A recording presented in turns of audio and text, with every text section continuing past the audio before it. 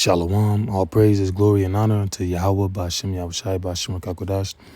Double honors to the apostles, the bishops, the elders, the great millstone that rule well through the scriptures. Peace to the 144,000 and the rest of those for elect on the brother Kaya from GMS Indianapolis, branch of Indiana. The original Gary campus, GMS here in Ontario 2. And I just want to do a lesson on this little reel I came across. This particular guy on the left is supposed to be a so-called apologist. Now, whether he knows vocab Malone or not, they under the same umbrella, the same apology umbrella. And, I'm going to press the video and press play and go into it. All right, so. Not this again. Okay, wait. All right, let's do it. Hear ye the word which the Lord speaketh unto you, O house My fault. of Israel. Thus saith the Lord. Yeah, let me start it over because start it over. Does the Bible have anything to say about Christmas trees? Not this again. Okay, wait. All right, let's do it. Hear ye the... Now, I'll start off by saying this.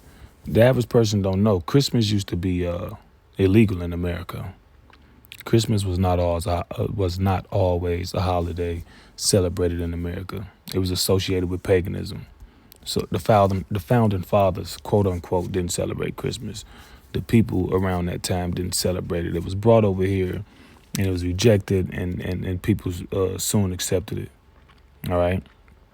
So that's what, these so-called white people do. They take the Bible, they take anything, and they do whatever they want with it, and they scoff at whoever disagree with them because they're in charge, they rule the world, and, they're the haughty people of the earth. The scriptures speak about how their tongue walketh throughout the earth. Their doctrine, see, they dictate, all right, what's right and what's true. So he scoffed and he doubled down and put on a so-called Satan hat, right? So let's press play. Word which the Lord speaketh unto you, O house of Israel. Thus saith the Lord, learn not the way of the who? Of the heathen. Learn not the way of the heathen, and be not dismayed at the signs of heaven, for the heathen are dismayed at them. Watch this. Verse 3, for the customs... And the guy on the right is reading from the King James Version. Customs of the people are vain, for one cutteth a tree out of the forest, the work of the hands of the workmen with the axe. They deck it with silver and gold, they fasten it with the nails and with hammers, that they move it not. Does that sound like a Christmas tree? We drive through town here, and on both sides of the road, there's all these trees that have been cut down, and they're sitting there, and they're selling them. Why are they selling them? They're selling them for Christ Mass, so you can go buy one, and with hammers and nail, fasten it into your house, and they... And the word apologist comes from apologia, which means a defender of the gospel. Where did the gospel appropriate Christmas or Christmas trees? Why is he defending it so much? Decorate it with gold and silver. Sounds a lot like the custom that people do today of a Christmas tree. Does the Bible specifically condemn Christmas trees? Well, some think so, and they cite Jeremiah 10, 1-4 as proof. But here are 3 reasons why this does not work. First, the context of Jeremiah 10 makes it clear that this is about carved idols, not Christmas trees. When you read the entire chapter, which you should do after watching this video, it becomes obvious that Jeremiah is contrasting pagan idols or false gods made by the craftsman and the goldsmith, and Yahweh, the true God who made... So first of all, the Most High name is Yahweh. So that's not what y'all call it. Okay, you say Yahweh. All right, no, we say Yahweh. That's his true name. Y'all say Yahweh, and then y'all say Jesus. It don't make sense. All right? Normally, it would go Jesus and then Jehovah, or Yahweh or Yeshua. All of those are false names. All right? But then now you talking about some Yahweh. the heavens and the earth. Folks, context matters. The only way to find a Christmas tree in Jeremiah 10 is to read it into the text and completely ignore the context. That's not good Bible study. Second, the description in Jeremiah 10 fits the handcrafted idol, not a Christmas tree. After the tree is cut down, it is worked with an axe by the hand of a craftsman. Verse 3. Okay, look. See, he told on himself. See, the King James Version says axe. 10 fits the handcrafted idol, not a Christmas tree. After the tree is cut down, it is worked with an axe by the hand of a craftsman. You can't work nothing with no goddamn axe.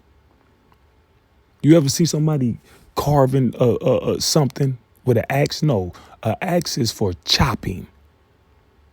You don't goddamn carve and make an intricate figure with a nose, with a face, with detailed parts with an axe.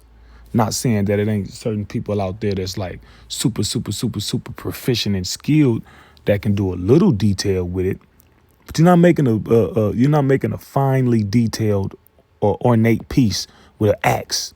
An axe is meant for chopping. And he's specifically using the NASB 1995 version because this further helps him forward what he wants it to read in his mind, which it actually don't, because we go in other versions to make it more plain or whatever. But oftentimes we stick to the KJV more so because it's directly translated from the Hebrew and the Greek and compared to the versions that came before it. But he's finding a scripture according to his own will. All right. He's finding an excuse according to his own will. OK. And verse 3. Notice the wood is being carved into something, which is exactly how idols get made. Later in verse 8, Jeremiah says these idols are both stupid. And an idol is anything that's put before God. All right. The idol is not only a figurine. An idol can be an idea. All right. An idol is anything that's put before the service of Yahweh Ba'ashem Yahushai, the worship of Yahweh Ba'ashem Yahushai. All right, you got to understand what an idol is. People worship the sun. People worship the moon. All right. People worship the circle of the stars. And foolish. The instruction of idols is but wood. In verse 5, the idol is compared to a scarecrow, which has a mouth and legs, but cannot talk or walk. It says nothing about a scarecrow in the versions we'll read. But see, this why he picked this version. Again, this fits a description of an impotent idol that may have human features like a mouth or legs, but it can't actually do anything. While this pastor may find some superficial parallels, this certainly is not the description of a Christmas tree. Third, reading a Christmas tree into Jeremiah 10 is anachronistic. An anachronism is attributing a custom, event, or object to a time period where it doesn't belong. There is no evidence that the Christmas tree dates back to a pagan ritual in Jeremiah's day. The best evidence we have traces the Christmas tree back to the Middle Ages. So reading Christmas trees into the time of the prophet Jeremiah just won't work. No, Pastor, Jeremiah 10 is not talking about Christmas trees.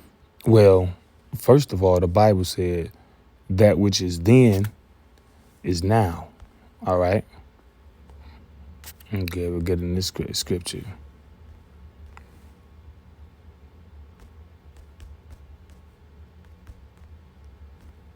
Ecclesiastes 1:9.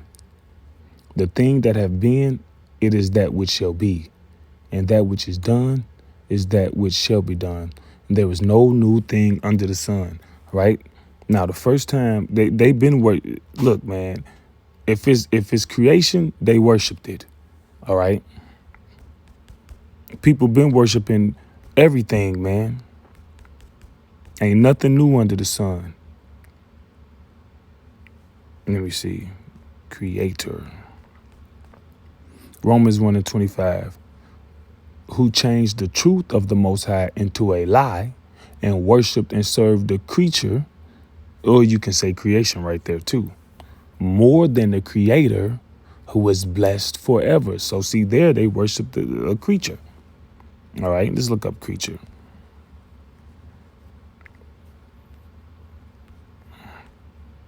The act of founding, establishing, building, the act of creating, creation. So anything created. So they worship what the Most High created more than him himself.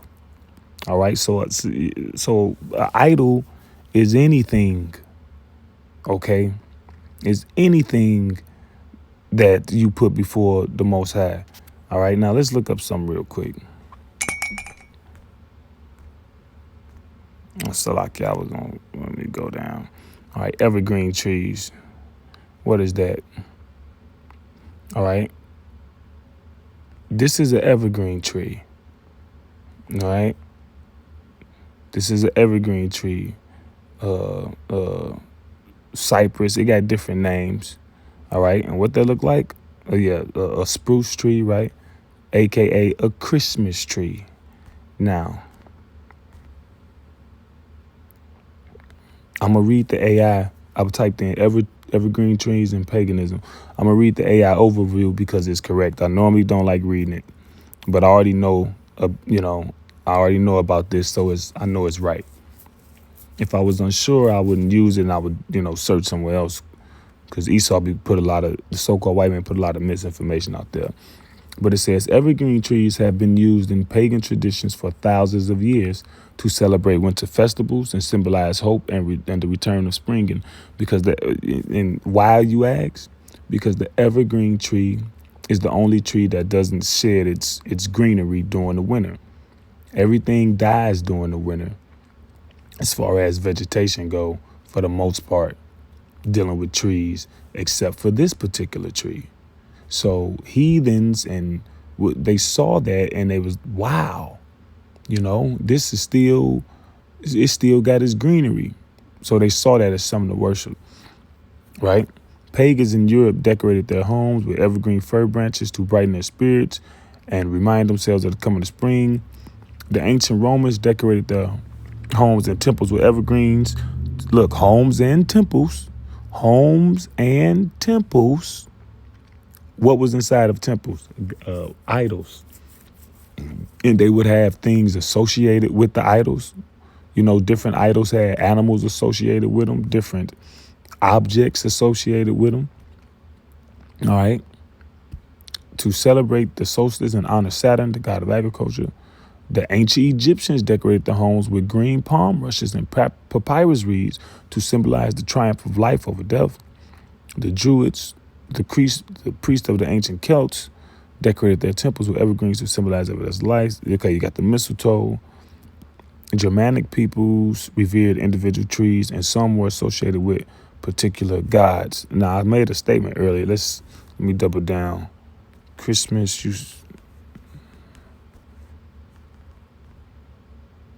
let me see. Hold on.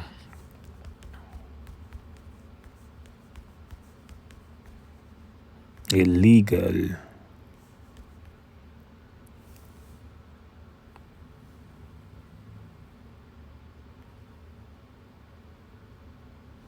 Let me see.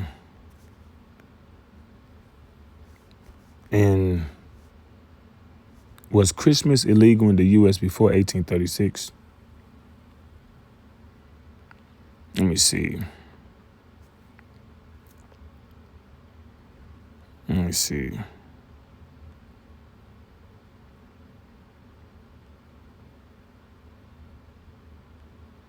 Okay, it wasn't. Okay, they saying it wasn't illegal. I could have swore I came across that. You got to remember certain information, man. Because they be changing shit.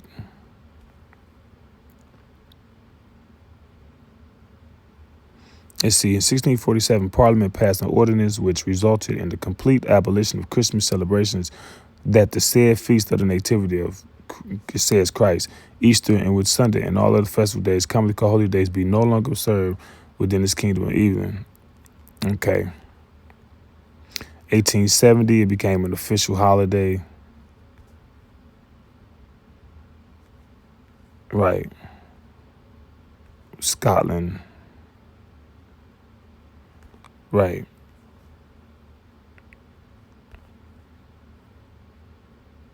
Okay.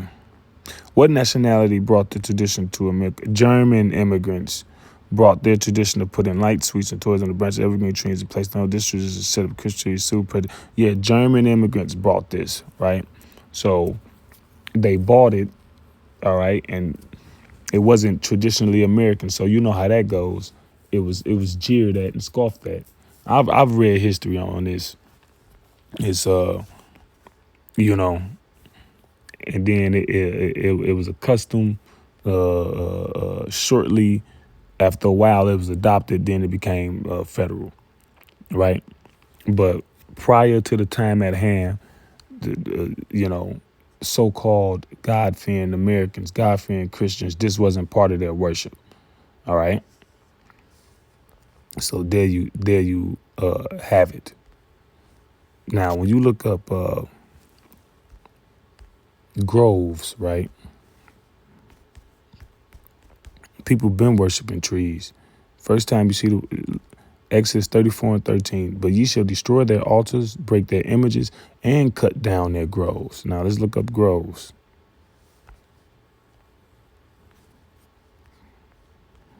Groves, right? Groves, Asherah for idol worship, a Babylonian Canaanite goddess of fortune and happiness, the supposed consort of Baal, her images. Well, wait a minute. Did the Egyptian empire precede the Babylonian empire? Right? The goddesses, her images, sacred trees of poles set up near an altar. So there you got it, sacred trees. So, and if you're using Jeremiah 10 to break down idol worship and the Christmas tree, you're not wrong, because idol worship is anything outside of Yahweh Ba'ashem Yahushai. He didn't tell you to do that. And that's it. That's all. Let me see. Let me see something real quick. And then the thing is with idol worship is accompanied with practices. All right. So that's a practice that's accompanied with it. With Christmas, taking a tree, decking it, blah, blah, blah. Wisdom of Solomon 13:1. Surely vain are all men by nature who are ignorant of the Most High, and could not out of the good things that are seen know him that is. Neither by considering the works did they acknowledge the workmaster, but deemed either fire or wind or the swift air or the circle of the stars or the violent water or the lights of heaven to be gods which govern the world. See, they deemed all of those things that make up creation to be idols. Another word for idol is a false god. And they say they worship fire, they worship wind, all right? But to use beauty, if they being delighted, took them to be gods. Let them know how much better the Lord of them is, for the first author of beauty have created them. Now, Jeremiah 10, because Jeremiah 10 is when you read the whole, and that's how they do. They tell you to read the whole chapter, context, blah, blah, blah, because they know the average person not going to go and read the whole chapter. They gonna trust the so-called white man and take his word for it. All right? Yeah, you tell people that, they're not going to do that. They ain't going to go and read it. The average person, thee and thou, and speaketh and the Lord sayest. The way it's written is enough of an excuse for them to for their mind to be boggled. Jeremiah 10:1. Hear ye the word of Yahweh Ba'ashem Yahushai. Hear ye the word which the Lord speaketh unto you, O house of Israel. Thus saith the Lord, learn not the way of the heathen. And okay, that's it. That we can close the book right there. This was not part of our way. We didn't do this in Israel. Israelites, we didn't do that. The people that did do that, they had reasons for doing that. And the reasons that they had are associated with idol worship. So you can close the book right there. And be not dismayed at the signs of heaven, for the heathen are dismayed at them. For the customs of the people, are vain. For one cutteth the tree out of the forest, the work of the hands of the workmen with the axe. They deck it with silver and with gold. Deck the halls with balls up, All right, by context, meaning with the text and process of elimination, what's the closest thing that fit this? It'll be a custom of a Christmas tree. And we read earlier, there's nothing new under the sun. This shit didn't just spring up out of nowhere on its own. There's nothing new under the sun. When they did this then, they did it now. Then and now. They did it now. They did it then. They did it prior to. It says, they deck it with silver and with gold. They fasten it with nails and with hammers, that it move not. They are upright as the palm tree. They could have said upright like anything. Why didn't they say upright as a statue? Why didn't they say upright as a pillar? They could have said anything, but they compared it to another tree. They are upright as the palm tree, but speak not. They must needs be born. Born mean carried. Whether that's the tree, look, they hoist the tree over their shoulder, they carry that. Whether it's an idol, they carry that because they cannot go. Be not afraid of them, for they cannot do evil, neither also is it in them to do good. There's any idol. It says, for as much as there is none like unto thee, O Yahweh Bashem Yahushai, thou art great, and thy name is great in might. Who will not fear thee, O King of nations? For to thee doeth appertain. So fear belongs to the Most High. For as much as among all the wise men of the nations, and in all their kingdoms, there is none like unto thee. But they are altogether brutish and foolish. The stock is a doctrine of vanity. Yeah, they brutish. Here it is. You're supposed to be an apologist. And I don't know if y'all was able to see it, but he had that written on his cup. He's an insolent. He gonna double down, put the tree on, celebrate it. Why? Because that's what's associated with Christianity. All right, Christmas, and for years and years, and the revenue it bring in. I think it's the number one holiday. All right, followed by like Halloween and Mother's Day or something like that. It says silver spread into plates is brought from Tarshish, and gold from Uphaz, the work of the workmen and of the hands of the founder. So they working the silver, right? They working the gold. Blue and purple is their clothing. They are all the work of the cunning men. So they decorating the tree with all these things. It says, but the Lord, Yahweh Bashem Yahushai, is the true God. He is the living God and an everlasting King. At his wrath the earth shall tremble, and the nations shall not be able to abide his dignations. Thus shall ye say unto them, the gods that have not made the heavens and the earth, even they shall perish from the earth and from under these heavens. Anyway, so what you find is these so-called apologists, all right, like this guy, Vocab Malone, Dr. Mike Brown, the adulterer, all right, the guy who committed, he's under the microscope for sexual misconduct, right? The guy, what's his name, David Wood. Yeah, he's supposed to be an apologist. Yeah, he dressed up in a woman's dress and drew cat whiskers on his face. And the scripture says, thou shalt not wear what pertaineth to a woman, and vice versa. He putting on a dress, okay? What these guys defend, they don't defend the gospel. They don't defend what the Bible say. And when you deal with the Bible, you find that they are in direct violation, direct opposition to the Bible. That's how you know these people are Edomites. Look, this is how you know that Esau is our negative.